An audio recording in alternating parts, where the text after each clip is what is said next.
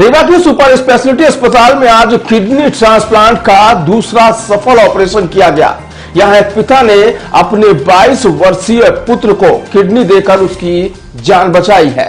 Doctor Pushpendra Shukla ने बताया कि 22 वर्षीय युवक की दोनों किडनियां एक बीमारी की वजह से खराब हो गई थी, जिसकी जान बचाने के लिए किडनी ट्रांसप्लांट आवश्यक था, जिसके लिए मरीज के द्वारा सुपर स्पेशलिटी अस्पताल में संपर्क किया गया।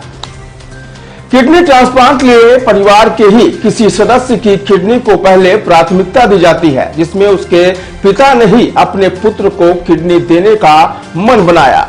यह ऑपरेशन तकरीबन 7 घंटे तक चला। चिकित्सकों ने बताया कि इस दौरान 2 ऑपरेशन करने पड़े, जिसमें पहले पिता की किडनी को निकाला गया, इसके बाद पुत्र का ऑपरेशन करके किडनी ट्रांसप्लांट की गई। इस पूरी प्रक्रिया में तकरीबन 7 घंटे का समय लगा। इसमें पहले ऑपरेशन की तरह बाहर के भी चिकित्सकों की सहायता ली गई है। बताया गया कि जैसा कि ऑपरेशन से पहले ही सभी प्रकार का परीक्षण किया जाता है, इसके लिए सुपर स्पेशलिटी अस्पताल के नेफ्रोलॉजी, यूरोलॉजी सहित एनेस्थीसिया के चिकित्सक भी ऑपरेशन के दौरान वहां पर मौजूद रहे हैं। रीवा मेडिकल कॉलेज का दूसरा किडनी ट्रांसप्लांट किया और जो रेसिपिएंट था, जो मरीज था, वो 22 वर्षीय पुरुष था और उसके पिता ने उसे किडनी डोनेट की है और ये रामपुर बघेलान के रहने वाले हैं। और आज सुबह करीब हमने 8:30 बजे ऑपरेशन स्टार्ट किया था और करीब 2-2:30 बजे ऑपरेशन ख़त्म हुआ है और इस समय दोनों मरीज उसमें हैं, गहन सतत चिकित्सा इकाई में है, ट्रांसप्लांट यूनिट में है और अभी पेशेंट और डोनर दोनों अभी ठीक कंडीशन में है। सर, डोनर कौन है? डोनर उनके पिता थे, बालक के पिता थे। 22 वर्षीय पुरुष था और बालक के पिता ने उन्हें किडनी डोनेट की। क्या माना जा सकता है लोगों को बाहर जाने की जरूरत नहीं पड़ेगी रीवा में ऐसी? हाँ, हम लोग पूरी कोशिश कर रहे हैं कि रीवा विंध्य क्षेत्र में रीनल ट्रांसप्लांट का जो प्रोग्राम है वो पूरी तरह से फंक्शनल हो जाए और आगे आने वाले समय में जो ट्रांसप्लांट के लिए मरीजों को बाहर जाना पड़ता था वो उसकी आवश्यकता ना पड़े और जो भी किडनी ट्रांसप्लांट हो वो हमारे शहर में, हमारे इंस्टीट्यूट में, हमारे सुपर स्पेशलिटी में लगातार सतत रूप से होते रहे। सर, पहले किडनी ट्रांसप्लांट में बाहर की टीम की मदद ली गई थी, इस बार जो किडनी ट्रांसप्लांट हुआ है तो क्या बाहर की टीम डॉक्टर से किसी तरह? इस बार भी उसी टीम ने हमारा सहयोग किया, बाहर से टीम आई है और प्रायः यह होता है कि जब भी किसी संस्थान में नया ट्रांसप्लांट प्रोग्राम स्टार्ट होता है तो पहले 8 से 10 केस में टेक्निकल सपोर्ट के लिए हम लोग बाहर की मदद लेते हैं, चाहे वो एम्स भोपाल में हो, चाहे सुपर स्पेशलिटी इंदौर में हो, चाहे सुपर स्पेशलिटी जबलपुर में हो। इसके बाद जब एक बार प्रोग्राम सफल रूप से चालू हो जाता है फिर हम लोग इन हाउस अपना ट्रांसप्लांट करने लगते हैं। कितने घंटे ऑपरेशन चला? करीब 6 घंटे ऑपरेशन चला। इसमें 2 लोगों के ऑपरेशन होते हैं, एक डोनर का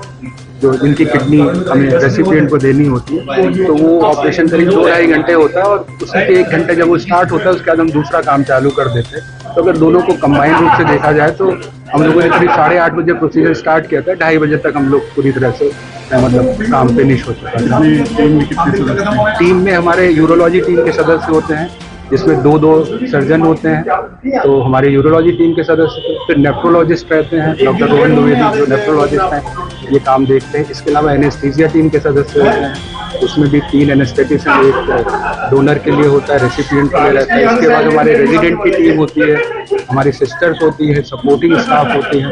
इस प्रकार करके एक पूरा टीम वर्क होता है, तभी ये काम हो पाता है। थोड़ा बड़ा काम है और हमें जैसे होता है तो हम सफलता कितने दिन में मानते हैं?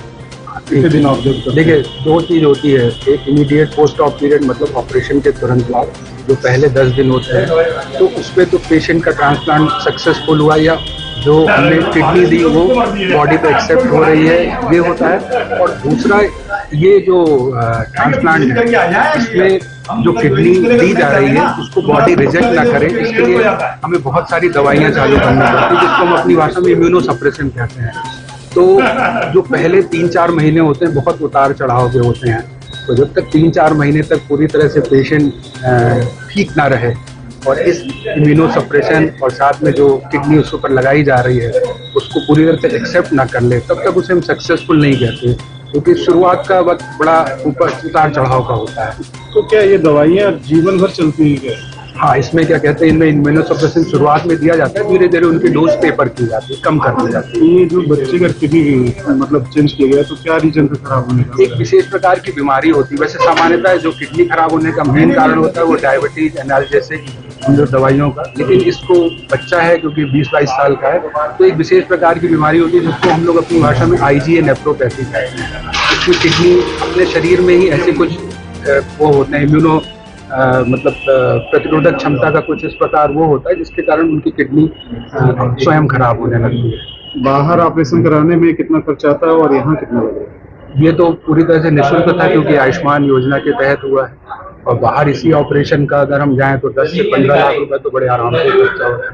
हॉस्पिटल वाइज डिपेंड करता है, लेकिन ये माना जाए तो 10 लाख रुपए तो कम से कम, और अगर और जाए तो 10 से 15 लाख रुपए का। तो इसकी दोनों किडनी खराब है? हाँ, इसकी दोनों किडनी सामान्यतः जिस मरीज की हम किडनी ट्रांसप्लांट करते हैं उनकी दोनों किडनी खराब है। मतलब सब जैसे दोनों किडनी खराब है तो एक खराब जो किडनी और है उसको भी बाहर नहीं, उनको बाहर नहीं निकाला जाता, उनके बाहर निकालने की आवश्यकता नहीं है। बहुत ही कम ऐसे इंस्टांस होते हैं जिसमें उन्हें निकालने की जरूरत पड़ती है। तो ऐसा तो नहीं रहता फिर वो इफेक्ट डाले जो अभी? नहीं, सामान्यतः ऐसा नहीं होता है इस तरह की वो किडनी जो किडनी लगाई गई उसको खराब करे, ऐसा नहीं होता। सर ये मरीज कितने